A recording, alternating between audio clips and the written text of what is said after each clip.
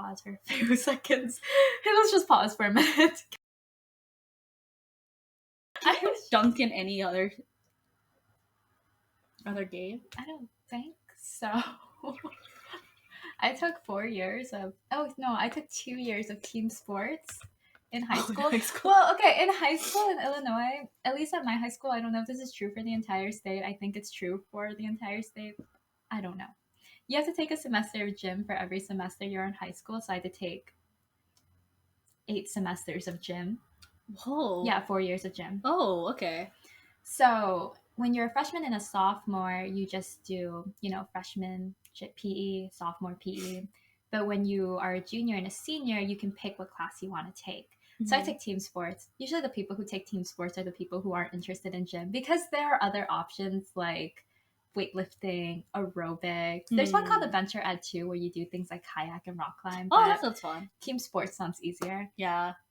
By the end of these 2 years, I still could not tell you the rules of football. Honestly, every semester I am tested on the rules of sports, and I still don't know the rules of football. Like sports ball. Sport ball. Well, to be fair, it shouldn't even be a ball. It's pointy. And that's why football is not a real sport. You heard it here first. No, I'm not it's pointy. It's not doesn't a real count. Sport. I'm saying football. No, you can say as nomenclature doesn't make sense to me. It is pointy. What it should be called? I feel like by definition, a ball should be spherical, and it is pointy. I mean, to be fair, it's only known as football in America. Well, and football is really only played in America. Well, American football, but football or soccer is known as football in other countries. No, just in general, it's known as football. Yeah, it's just football in other countries, which I mean, makes sense. I'm gonna Google the definition of a ball. See, it says it can be egg-shaped. Wait, but it's not egg-shaped. It's not egg-shaped though. Otherwise, it'd be called foot-egg shape. It says a solid or hollow spherical or egg-shaped object that is kicked, thrown, or hit in a game. I would argue it is not egg-shaped.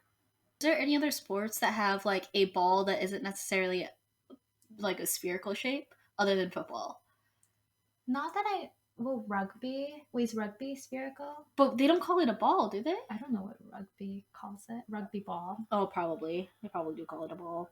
The rugby ball, I would argue, is actually egg-shaped. It's not as pointy. Yeah. So by definition, this is a ball. Rugby is more fun to watch too. Hot take.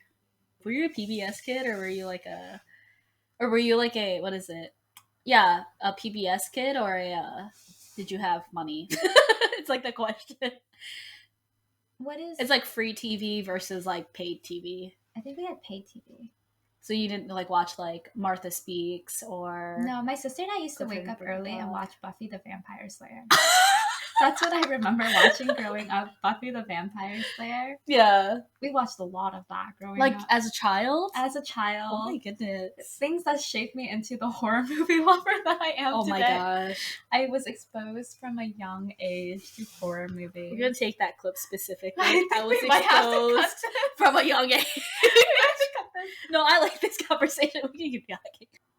Yeah, because it's I don't know. I feel like everybody was either oh, did you grow up with PBS or did you grow up with money? And it's Clifford the Big Red Dog, or Clifford. Was that paid channel, or Martha Speaks, or Maggie and the Ferocious Beast? I feel any of these? I don't know that many children's TV shows. I know Clifford. Yeah. I know Buffy the Vampire. So the other thing we used to do growing up really is stay up really late and watch Cartoon Network when it turned to Adult Swim. Yeah, or Tsunami. Do you remember Tsunami? No.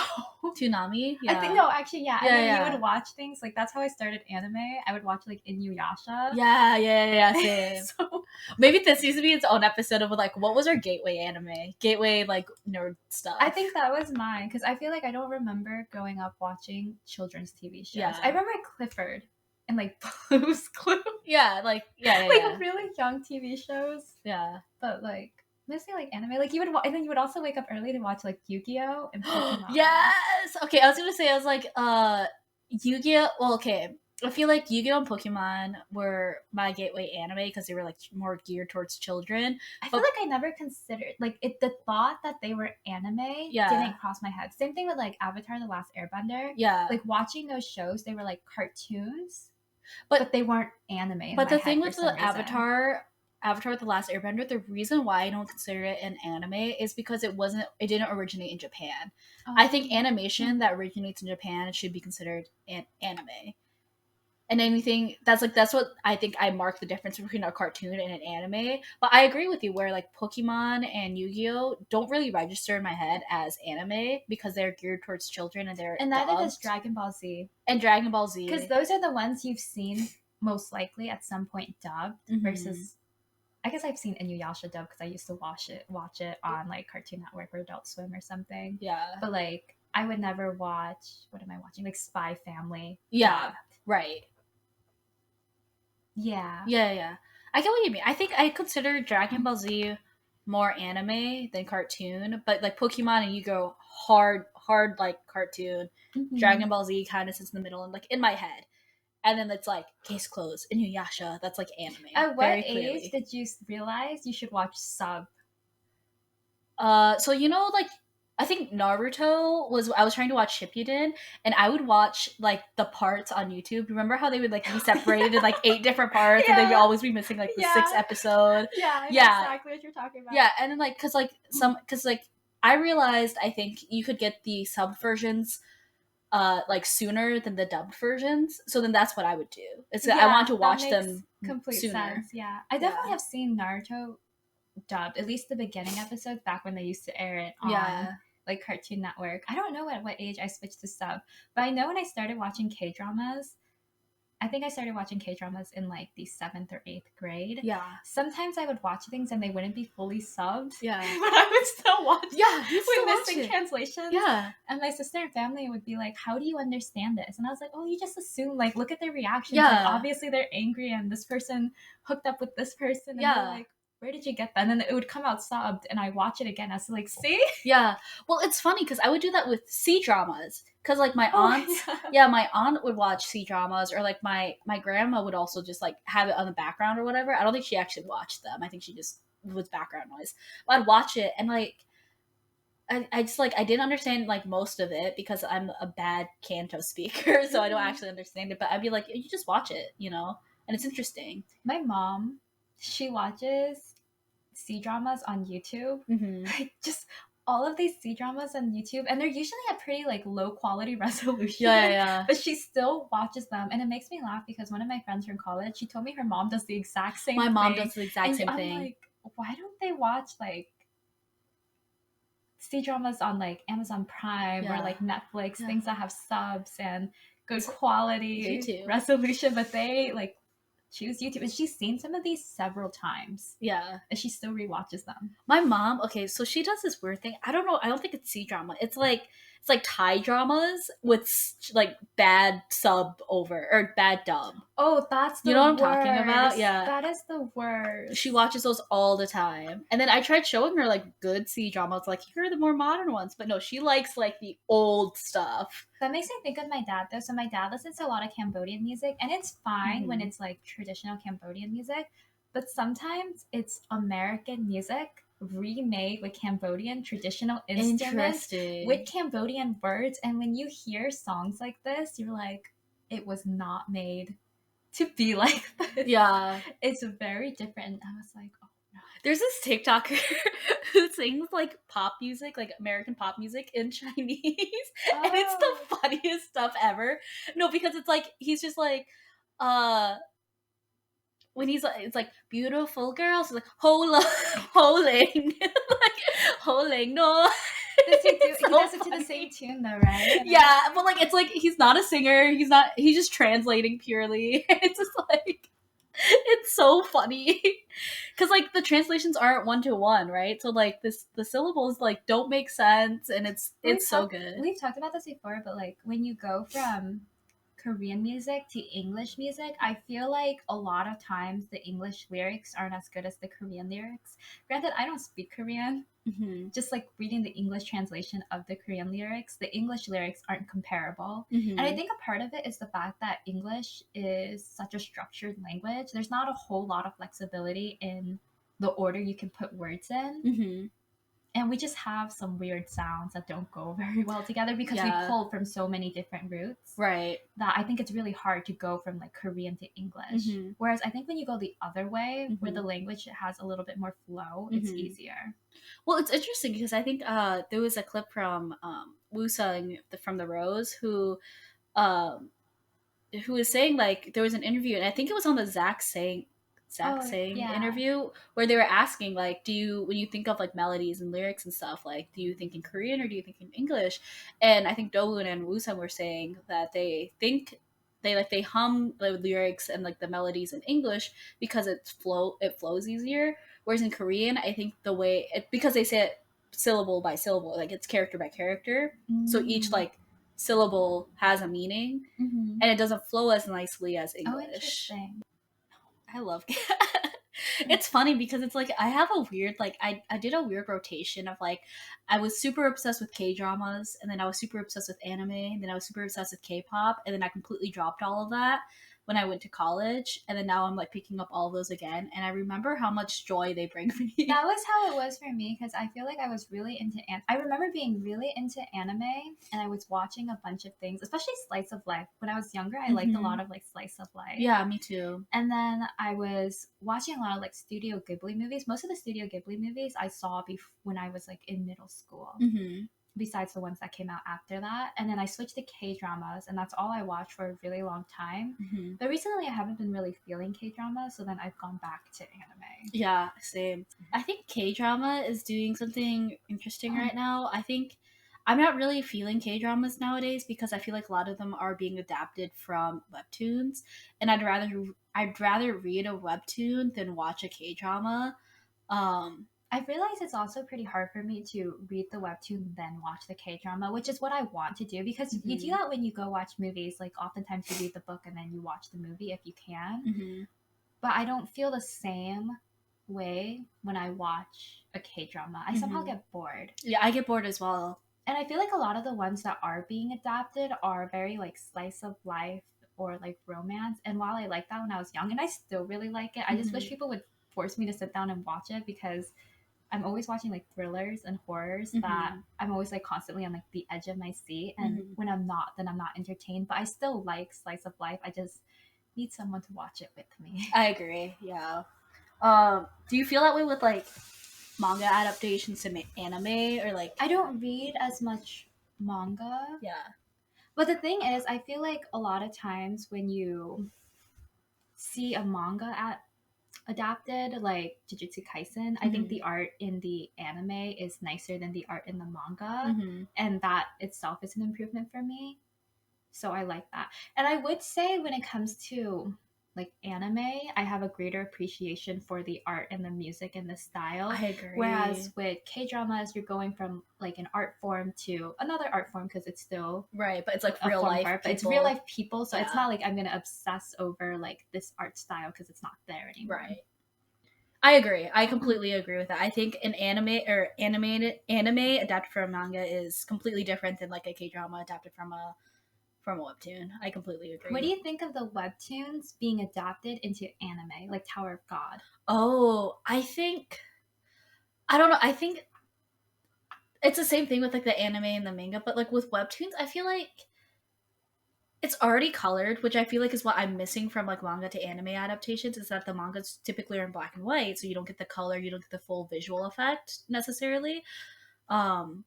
But with webtoons, most of them are already like colored, and I like to just read it and I like to imagine it in my head. I do think I think like Tower of God, God of High School, I don't necessarily like seeing that in an animated form because I think it's like non-traditional anime. That's what drawing. my thing is. Yeah, it takes a moment for you to get used to that art style because it's one that you really don't see in anime. And that's how I felt watching like Ruby. Yeah. Where that 3D animation was really hard for me to get used to. And now that I think they're doing a 2D version, Crunchyroll is, it's hard for me to watch that one because I'm so used to 3D Ruby.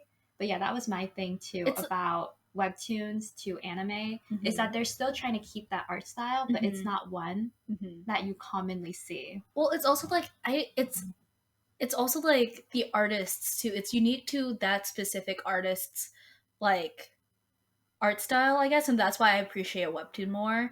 Whereas like, not saying that like mangas aren't like unique and and I think there's artists, but like a few more common styles. Yeah. I think like specifically webtoons are, I think, very unique, and that's why I like reading webtoons because you get to see all of these different art styles. I agree.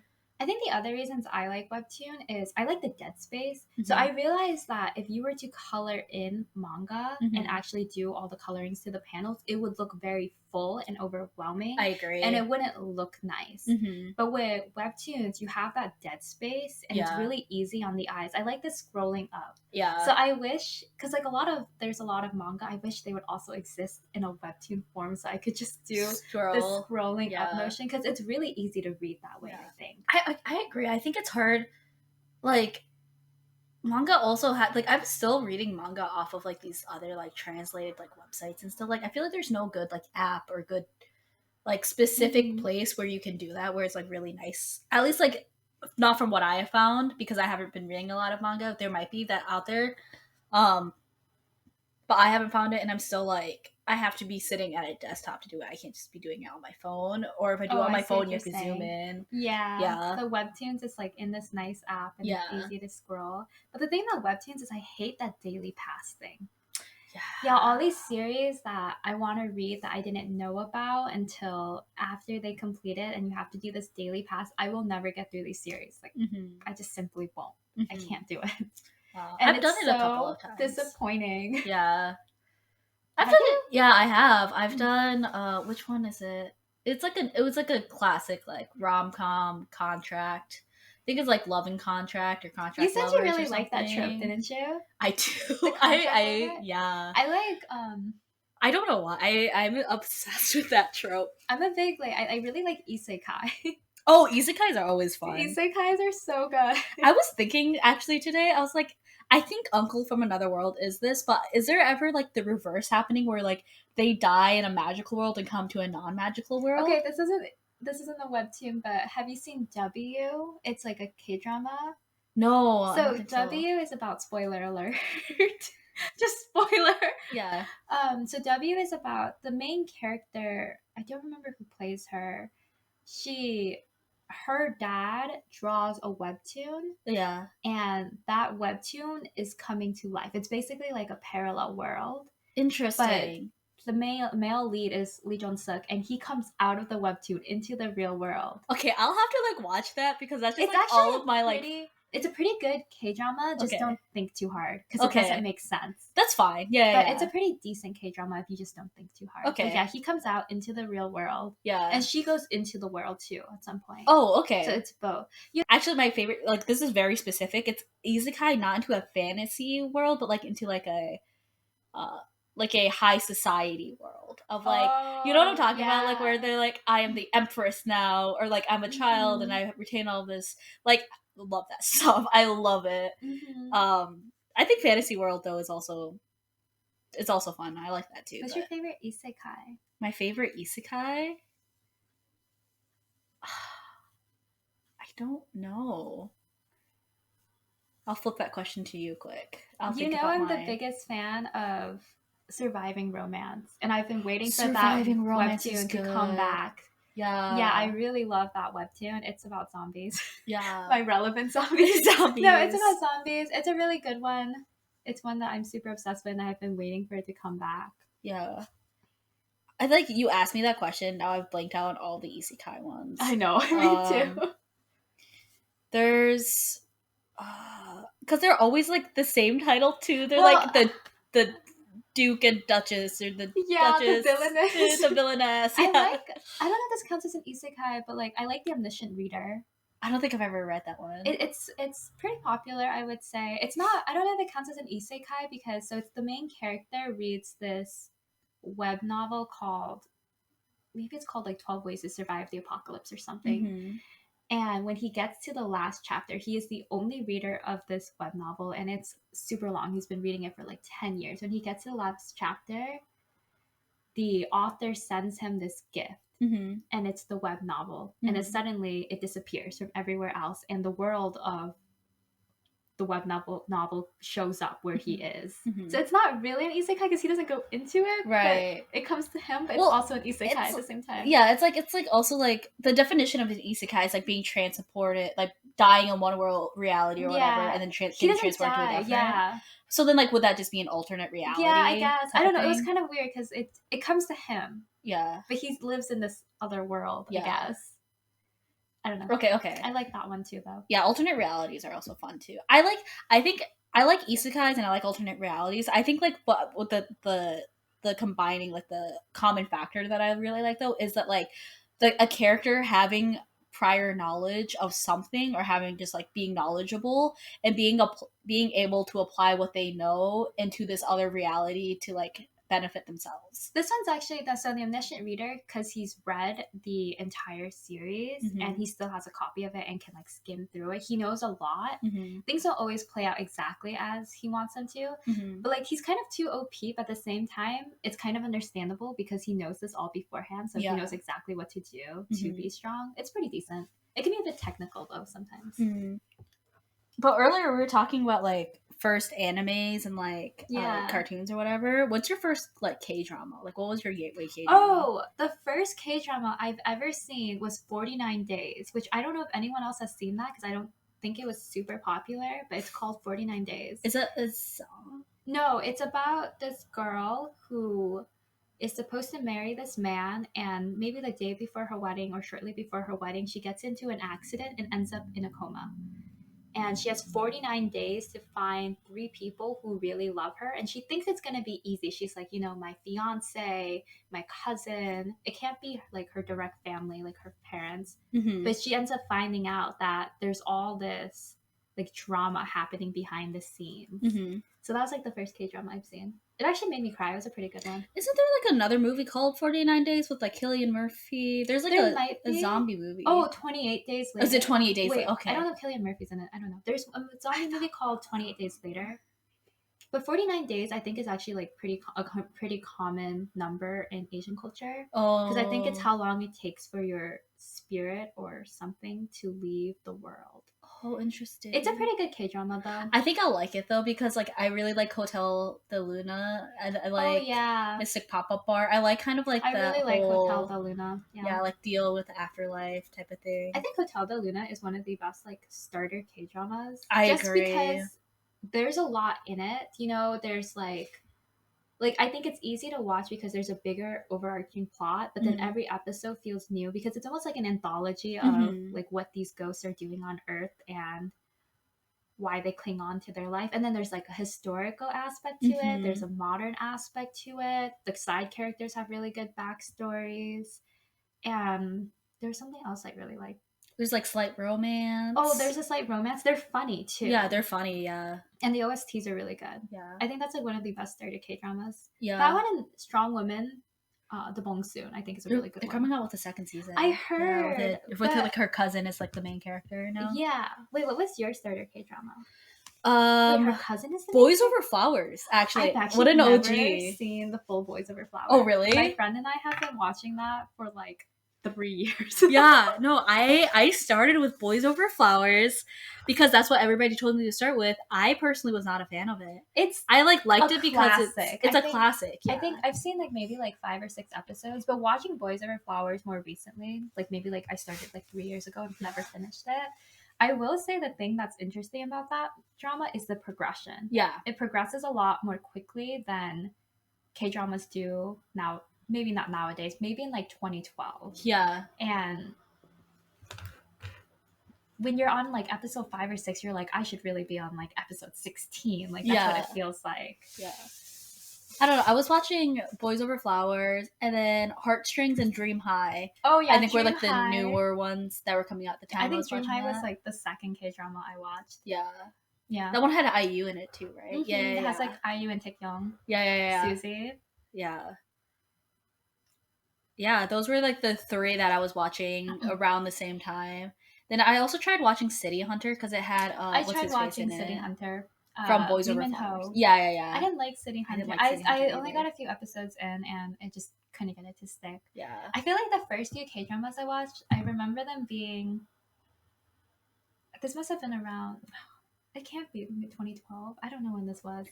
Oh yeah, did I say I started watching K dramas in like the 8th grade? Yeah, I was like, that's when I started watching around too. So I started watching. I know I watched 49 Days, Dream High, The Innocent Man, which has Song Joong Ki in it. Okay. I love that one. I love Song Joong Ki too. He's so cute. He's Vincenzo. Yeah, Song Joong Ki. This was like Song Joong Ki when he was young and still had all the baby fat. Well, I watched. Cute. Yeah, I watched Vincenzo, and I was like, where can I find more of this man? He's in a lot of things. I mean, it's pretty popular. I think he's supposed to be in like a thriller drama. I think that one is another one that I've I saw and I was like, okay, I need to check this out when it comes out. Yeah, Song Joong Ki. What was your first anime you watched that wasn't on like a channel? You went and searched for this. I think it was Naruto. It was Shippuden because I remember for some reason like I could watch like the first like 50 episodes of Naruto, and like people are like, that's like, it doesn't really count because it's not like actual to the source material or something. It's like Shippuden when you should start it. Or something like that. So I don't remember. I've only ever seen maybe like the first like 50 episodes to 100 episodes of Naruto. Oh, really? Yeah. It's because it's like long. It's Naruto and then it's Naruto Shippuden. And I remember there's that clear divide, and I was like, I watched all of Naruto, and then I was trying to look for Shippuden, but I just like, that's when I fell off the Naruto track. So I've never gone back to watch it. It's a long one. It's a hard one to get through because it's so long. But then I'm trying to think. There was one that I remember watching around this time. It was like Natsume Patisserie or something like that. It was like about a patisserie, like she's going to patisserie school. Yeah, sounds familiar. Yeah, and there's also one where it's like, it was a magical girl one, and she had like these 3 eggs. Doesn't sound familiar. Oh, I can't remember what it's called. I remember watching Inuyasha, and I remember not knowing what it was called. I just remember really liking it, and I remember asking my cousin. She's like, "Oh, that one's called Inuyasha," so then she would like help me search it up. I think I used to watch Sailor Moon with a different cousin. Oh, Sailor Moon, yeah. Yeah, Sailor Moon was a big one. We used to watch this one that was about music. She plays like the violin. Yeah. And she goes to some school. I don't remember what it's called. She goes to a school, a music Beats? School. No, I've seen Angel Beats. I watched that in my anime phase. No, she goes to this music school, but she goes to the portion of the music school that isn't for music students. She's just a regular student at the school. But they are hosting this music competition, and for some reason her name appears. And then her name appears because she can see the like spirit or the fairy of the school gives her this magical violin. This sounds so familiar. And I don't remember what it's called. I watched it with my cousin too. Okay, the thing I was talking about was Shugakara. I've never seen this. I don't know. I remember being obsessed with this, but you mentioned Sailor Moon and Inuyasha. I feel like I've always watched this on the side. I've never like actively watched them. But Vampire Night was one. Yeah, Vampire Night. But that one I think was a little bit. I think that anime was on the later end of my like binge watching anime, because I remember I Shield 21. That was a football anime. It was a sports anime. I've never seen it, but I know what you're talking about. Oh, I used to watch a ton of Prince of Tennis. I played tennis when I was in high school. Yeah, Prince of Tennis. Yeah, I was like, all of these are all like kind of in the same time period. But I remember watching Vampire Night, and I think that one was completely turning me off of anime, because that's when they have like themes of incest in there. Like that's what it is, right? Yeah. Oh yeah, by the end of the anime they do reveal that. Yeah. Yeah, they were siblings, and I'm like, what? Also, I didn't even like the main guy that she ended up with. I didn't like. Oh, I like the white hair guy. And then there's the other guy that had like. He had like the blood power thing. Yeah. And his friend, the two models. I like them a lot. I was like, also, classics. What Lelouch, Code Geass. Yeah, I love Code Geass. I still watch Code Geass. So good. Lelouch will forever remain like best character, main lead, I think. Best like anti-hero. Yeah, Lelouch is a really good anti-hero because I was recently watching Code Geass with my friend, and you realize like now that you're older that a lot of the things he does, you're like, oh, I kind of see your justification. Yeah. Like it's not necessarily he's doing good things, but you understand where his feelings coming from. Versus like Light. Yeah. I was like, is Light an anti-hero or is he just a straight villain? He's a straight villain. I like remember, so I watched Death Note when I was revisiting anime, my revisit of anime phase. So I was watching it. I've actually recently rewatched Death Note. Yeah, I stopped after, this is a spoiler. This is so spoiler, but L dies. Yeah, I think, Yeah, that's when I stopped and I never went back. Because I think everyone kind of stops there. Yeah, I was like, I tried with the N or whatever. Yeah, I think it's the next one. But going back to webtoons then, because we're talking about Lelouch. Yeah. Well, if we're talking about Lelouch in Your Throne, Medea is Lelouch in girl form. They even have like the same colored hair or something. Yeah, like, I love Your Throne. Is another. Yeah, it's on hiatus, and I've been waiting for that one to come back for a really long time too.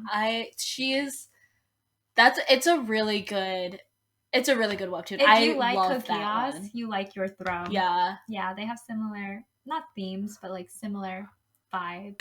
Like, do we need to do an outro? Goodbye. Wow. Okay, part 2 of how do you stop this?